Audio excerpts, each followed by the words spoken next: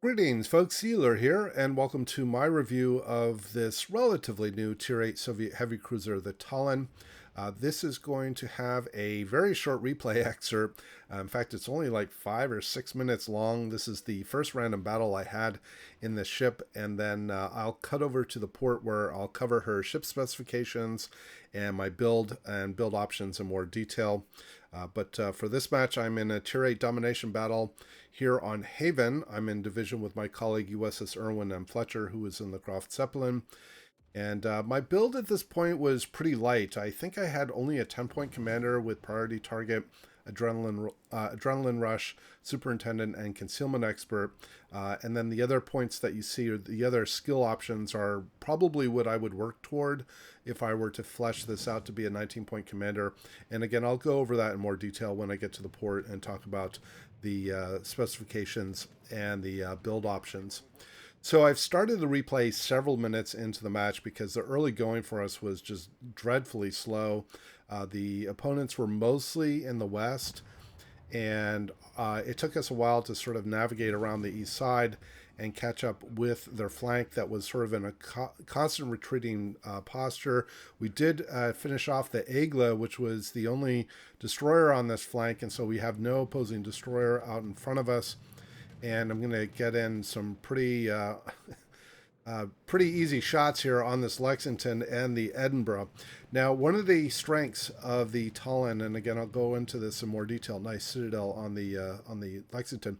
One of the key strengths of the Tallinn and the other new Soviet heavy cruisers is their AP is really strong. It has preferential pen angles.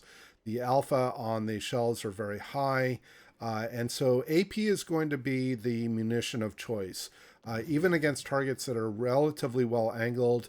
The HE is okay, but because the AP is so strong, there may not be much need to take IFHE on the ship. And again, this is something I'll cover in more detail when I get back to the port.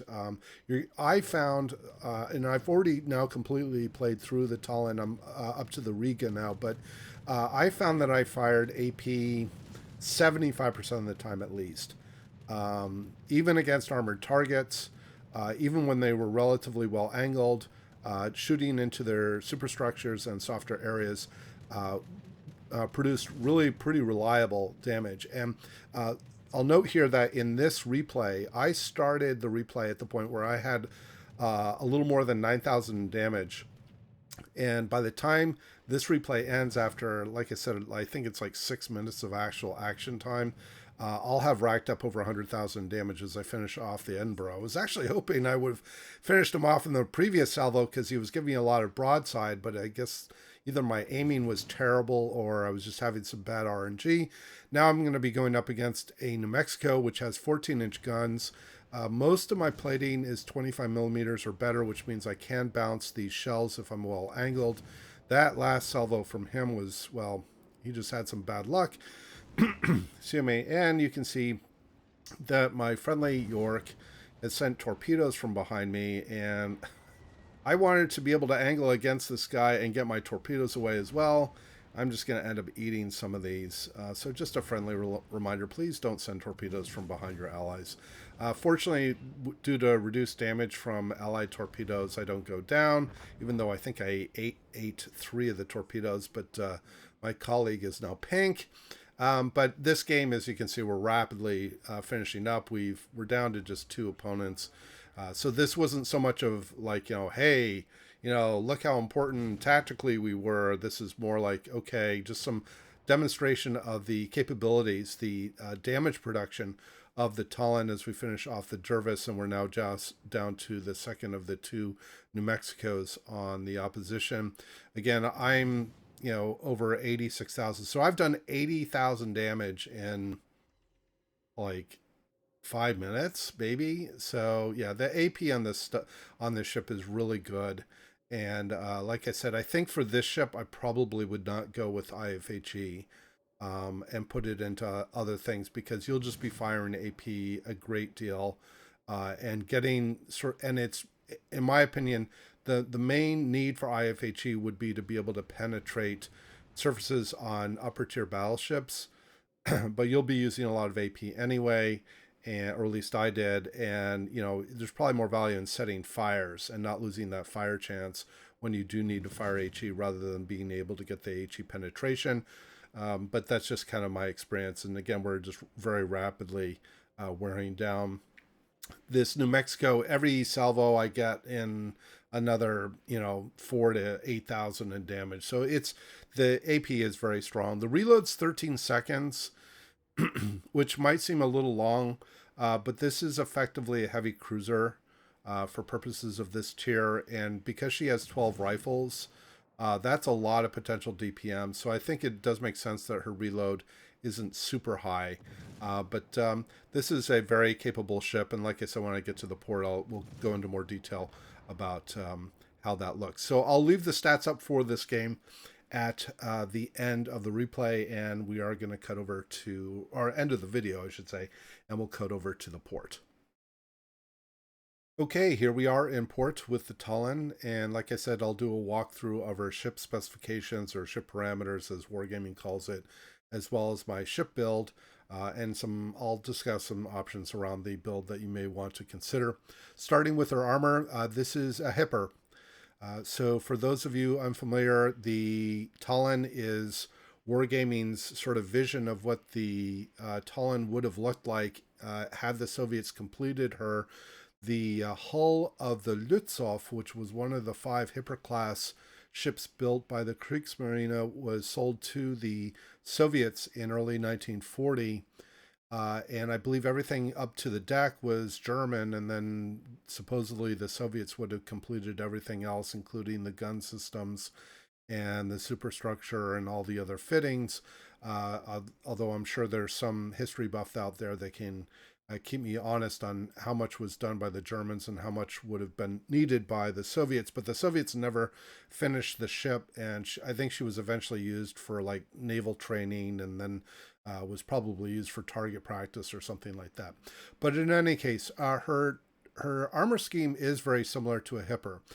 She has a 25 millimeter bow and stern, although her deck is 27 millimeter and her upper armor belt is 25. So these 25 millimeter extremities on the bow, stern, and upper belt are actually 27 millimeters on the Hipper, which means that the Tallinn cannot bow tank the 380 and 381 millimeter shells on a lot of mid and upper tier battleships. However, she does have the 40 millimeter icebreaker belt that goes all the way to the prow of the ship, just like the Hipper does. So there are elements from that perspective that are similar. She also does carry a turtleback. So she does have the slope deck. This slope deck is actually 40 millimeters, which is what the Prince Eugen and the Mainz gets, but the Hipper does not. So going over to the Hipper real quickly, the Hipper has a 30 millimeter sloped armor deck. So the Tallinn gets slightly better turtleback, although, unless you're facing like Republics or Yamatos or something, it's not going to make that much of a difference whether it's 30 or 40 millimeters. So definitely capable in terms of the close combat armor protection on the Citadel. Superstructure and is the same as a standard tier 8 cruiser at 13 millimeters. These turrets are reasonably well armored. There's not as well armored as on the Hipper classes, but they'll hold up pretty well, unless she takes a battleship salvo directly to her turret. She'll do okay. All right, hit points 45,000, which equals the Prince Eugen as having the largest tier 8 cruiser hit point pool in the game. The Tallinn does not get a heal, whereas the Prince Eugen does. But this does mean that she's got a pretty sizable hit point pool. Her torpedo protection is terrible at 7%. The Germans alone are generally known as having pretty terrible torpedo protection, but even the Hippers is slightly better at 10%. So go figure. It doesn't really matter between 7 and 10% anyway. You're still going to eat 90+% of torpedo damage in any event. Guns are where things start to get markedly different or completely different from where the Germans are. So this is a 4 turrets, triple guns per turret, 180 millimeter The reload is 13.5 seconds. I think I may have said 13 in the replay. But I think that given the DPM, this is a reasonable reload time. It may feel like it's a little long, but it is effectively a heavy cruiser. The range is 17.7 kilometers, which again matches the Hipper. So, very playable as a long-range artillery cruiser. Turret speed is 22.5 seconds for 180 degrees. I have that improved using the main battery modification 2. It's sort of a, life comfort type of thing, or you don't have to increase the turret rotation. I just happen to. But again, we'll talk more about the build here in a few moments. Dispersion is decent, 190 meters, at the 17.7 kilometer range. HE alpha is okay at 2,500. The base fire chance is 11%. I have it at 13 because I happen to have Demolition Expert on this commander. The main thing that is going to be a factor for people to consider is the HE penetration. So the stock HE penetration is 30 millimeters. This means that you're going to be able to get through all of those surfaces on mid-tier battleships, on upper-tier cruisers, obviously all destroyers other than the 50 millimeter plate on the Khabarovsk. But the really important consideration is whether you really want that 32 millimeter penetration range for the upper tier battleships through the use of IFHE. But again, I'll get to the build here in a second. Right now, I'm not planning to go IFHE because the AP is so strong. But that is going to be something that folks are going to have to consider. I did mention during the replay that the AP is very good. The alpha for the caliber is very high, and they get the preferential pen angles. So you can fire your AP into softer areas, even when things are more well angled, and still get some reliable penetrating hits and do, considerable damage. So the AP is very good. The shell ballistics are identical for both AP and HE. These are railguns at 920 meters per second. You're going to have no difficulty hitting targets at range. The shells are very flat firing. In fact, one of the things that I found was a little bit of an issue was that quite a few terrain elements that I historically have been comfortable leveraging, even for long-range artillery cruisers, I found that these were often too flat firing, and I had to either back off from the terrain further to try to make sure that the shells cleared the terrain or not. So there's pros and cons with having railguns, but I prefer having them to be able to hit targets at range with relative ease. The secondary battery includes 6 double-barreled 100 millimeter guns. These are, again, just sort of token for purposes of doing alpha against ships. Their main value is in the long-range AA, which I'll get to here in a moment. And as I mentioned, the main battery firing range is 17.7 kilometers. Torpedoes, you have a quintuple set on each side. These are the standard YOLO torpedoes, 4 kilometers only. The speed is okay at 65 knots. And the alpha is actually pretty good at almost 18,000 per torpedo. The reload is terrible at over 2 minutes. If you compare that with something like the Hipper or the Prince Eugen that has two triple launchers on each side. The alpha is much worse, but the reload is awesome at 68 seconds. The range is a little better. So these are for the Tallinn, these are gonna be YOLO torps only, or ambush situations, kind of like I did against the New Mexico in that close combat in the replay. AA is pretty good. The DPS, the continuous DPS is 288, which is only slightly less than the Hipper at 291, I think. Yep, 291. But the Tallinn has the advantage that she has better range at 5.8 kilometers compared to the 5.2 on the Hipper. 6 explosions per salvo, per long range salvo on the flak burst. Flak alpha is decent, and so her AA is pretty competent. I do, however, take hydro, and again, I'll get to the consumables here soon enough. But the AA is pretty good. Maneuverability is kind of interesting. Her base speed is decent at 33.1 knots. The Hipper is at 32. And the rudder shift is the same as on the Hipper. So this isn't going to be super fast because this is a big cruiser, and so the rudder is going to be relatively sluggish compared to some of the peers. Where things are kind of weird is her turning circle radius is terrible. So this is sort of stereotypical of the Soviet cruisers in general, is they tend to have really awful turning circle radiuses. What I thought was kind of weird was that they took what is ostensibly a German hull, and in fact the Hipper's turning circle radius I think is 740. Yeah, so they took something that is a Hipper, excuse me, and they gave it a Soviet turning circle. So go figure.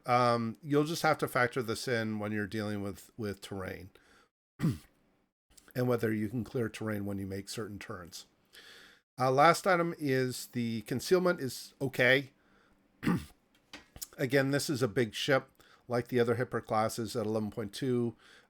This is not very good overall compared to other tier 8 cruisers in general, but it's playable, especially since this is a long-range artillery cruiser. And again, this is maxed out, so this includes the concealment system upgrade, the concealment expert skill, and the camouflage. But again, when I get to the build, these are some things that you'll want to consider. Okay, so those are the specs. Getting to my commander build, let's start with the skills. So like I said, during the replay, I had priority target, adrenaline rush, superintendent, and concealment expert. I have just completed through the Tallinn and have researched the Riga. And during that process, I picked up a few more skills. I picked up demolition expert and expert loader. If I were to complete this commander to 19 points, I probably would take jack of all trades, preventative maintenance, and then maybe expert marksman, and then I would swap out the main battery modification 2 upgrade for the aiming systems, but I'll get to the upgrades here in a moment. Again, the main consideration point for folks will be whether you want to take IFHE. This will cut your fire chance by 6.5%. I'm sorry, 5.5%, because the base fire chance is 11%.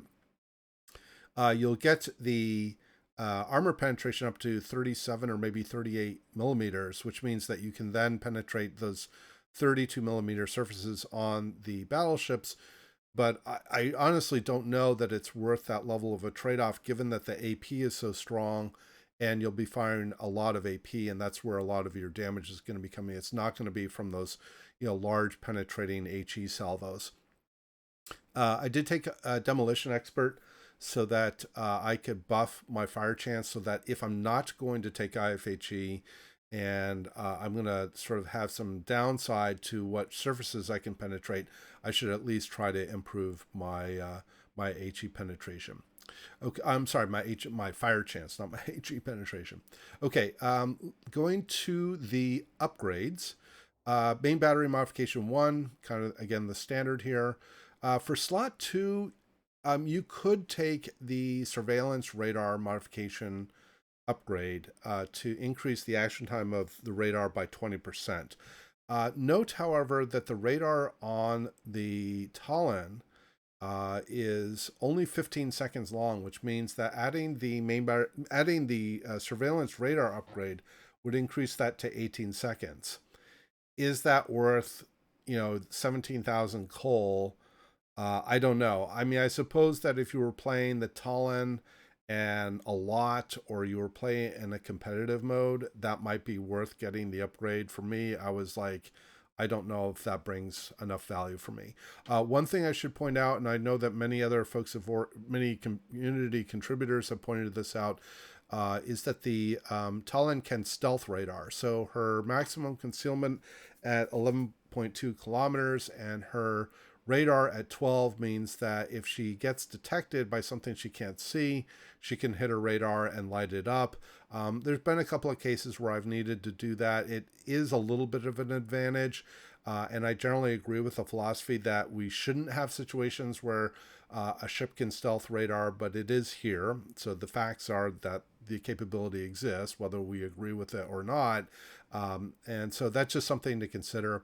But like I said, for the slot 2 upgrade, I didn't bother with the surveillance radar, surveillance radar upgrade. Slot 3, I went with main battery modification 2. Again, this is a quality of life thing. You don't have to because the turrets are already pretty fast at 22.5 seconds, stock at 180 degrees.